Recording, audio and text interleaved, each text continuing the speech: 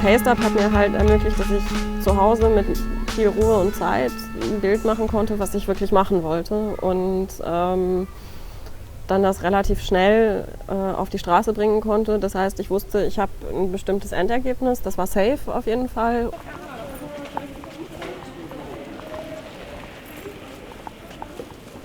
Eigentlich habe ich lange Zeit gesprayt, als man so 14, 15, 16 war, in so der Sturm- und Drangphase.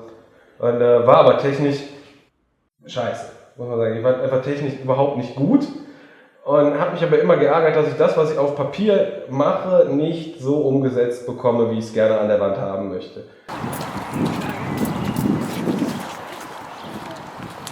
Also ich habe halt angefangen mit Graffiti und irgendwann hat sich halt dahin entwickelt, dass ich halt immer Sticker gemacht habe. Und irgendwie ging es ja von Sticker zum Pasteup. What I do, what I do, da da do, da da do.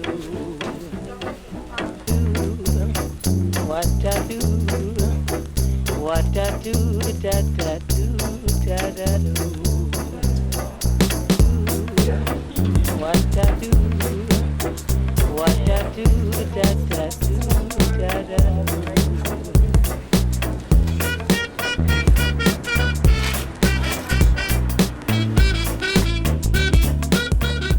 Also ich habe dann so ein Outline-Stencil, zum Beispiel für das Hemd, das lege ich dann da drauf und dann schattiere ich da drin freihand. Dann habe ich das nächste Outline-Stencil für den Arm. Und dann mache ich hier die Schattierung freihand und hier. Dann habe ich für jeden Teil, der in einer anderen Farbe ist, habe ich einen Umriss-Stencil. Das war echt schlimm, als ich den gezeichnet habe. Ich brauchte halt eigentlich eine Vorlage. Und dann habe ich überlegt, so googelst du jetzt pinkelnder kleiner Junge, 6 Jahre alt oder so.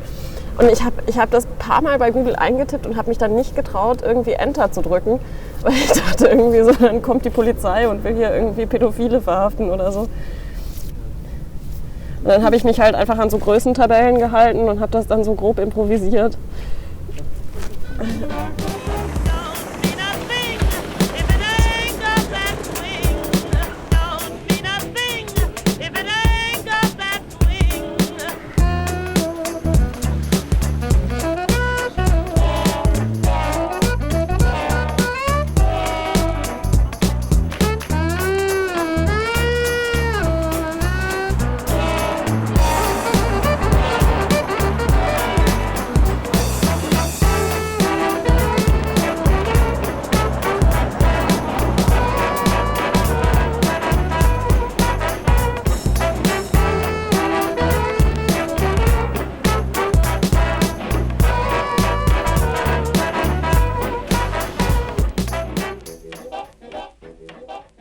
Pasteups sind ja nicht wirklich, wird nicht wirklich hart bestraft. Das ist halt eher so ein Kavaliersdelikt. Das ist so, als wenn du irgendwo hinpinkelst oder bei Rot über die Ampel gehst, kriegst du halt eine kleine Strafe, so, das war's dann. Weil du es halt wieder entfernen kannst. Aber sobald du halt eine Dose in der Hand nimmst, ist es halt Sachbeschädigung. Und dann wird es hart bestraft. Also mit Pasteups bewegt man sich ja so ein bisschen in einer legalen Grauzone. Aber für mich ist einfach wichtig, dass ich mein Lebensumfeld und auch das Lebensumfeld meiner Mitmenschen ein bisschen vermenschliche. Da, wo das Geld sitzt, da wird entschieden, wie mein Leben aussieht, im wahrsten Sinne des Wortes. Und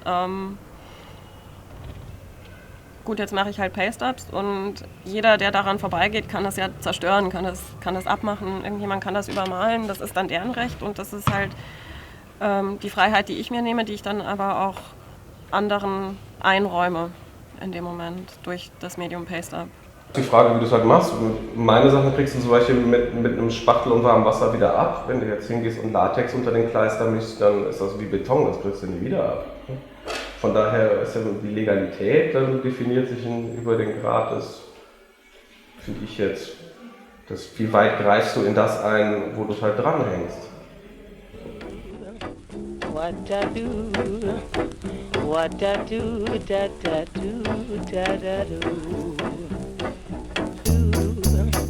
What I do, what I do, da da do, da da do.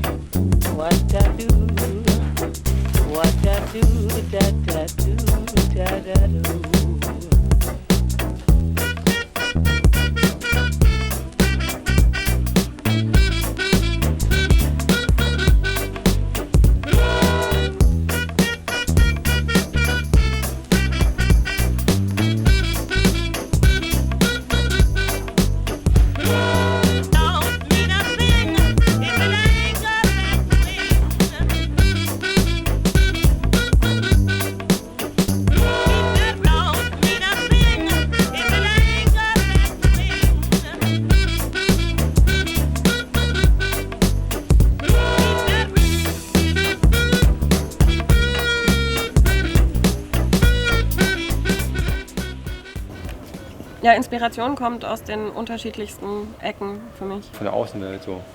Das, was ich halt so wahrnehme in den Medien oder Umkreis. Vieles findet sich, glaube ich, darüber, indem man alles mal so einen Schritt weiter denkt. Aber ich glaube, viele Ideen nehme ich einfach nur aus dem Alltäglichen. Manchmal ist es auch, dass ich in der Stadt rumlaufe und an der Fläche vorbeikomme und einfach denke so, da muss das hin, da fehlt das. Zielgruppe gibt es nicht. Das gibt es nur in der Werbung. Angesprochen ist der sich angesprochen fühlt. Das ist nichts, was man irgendwie gesellschaftlich oder alterstechnisch oder berufsbedingt an irgendetwas festmachen kann. Das ist einfach Geschmackssache. Das ist so bei Kunst nur einfach immer so.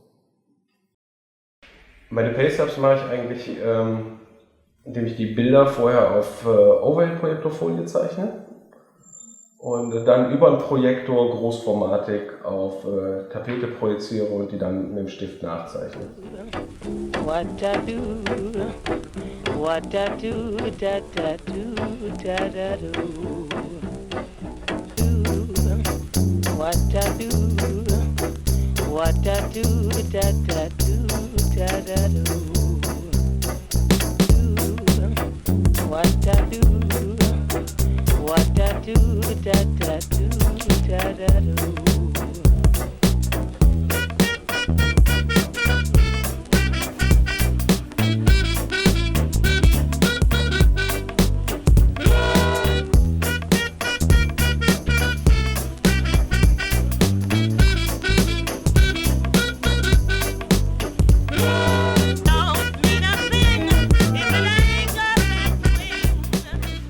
Du gehst ja raus, klebst das Ding an und gehst weg. Und du kriegst ja jetzt nicht direkt mit, dass irgendjemand vor dem Bild stehen bleibt oder dass das irgendjemandem auffällt. Und ich muss sagen, ich wundere mich bis heute immer noch irgendwie, wenn mich jemand anschreibt oder das mitkriegt, was ich mache und sich dann zurückmeldet und sagt, hey, ich habe das und das gesehen, das finde ich total gut und das ist voll schön. Es sind halt Leute, die freuen sich immer so, oh cool, mach weiter so. Und viele fragen dann auch mal so, ob ich auch Ausstellungen mache, halt so, ja, das sind halt immer so Fragen über den Künstler dann. Negative Erfahrungen habe ich eigentlich gar keine, muss ich sagen. Ich glaube, dafür ist es den Leuten dann in erster Linie, wenn es ihnen schon nicht gefällt, ist es ihnen, glaube ich, dann aber auch gleichzeitig direkt egal. Ich denke, dass die Situation, wie sie jetzt ist im Moment, als Paste-Up-Artist ist es voll in Ordnung. So, weil du kriegst jetzt nicht allzu großen Stress, wenn du erwischt wirst. Du wirst jetzt nicht irgendwie 10.000 € zahlen müssen. Und es gibt fantastische Künstler, die das machen. Und aus meiner Sicht gibt es eigentlich keinen Grund, das nicht zu tun.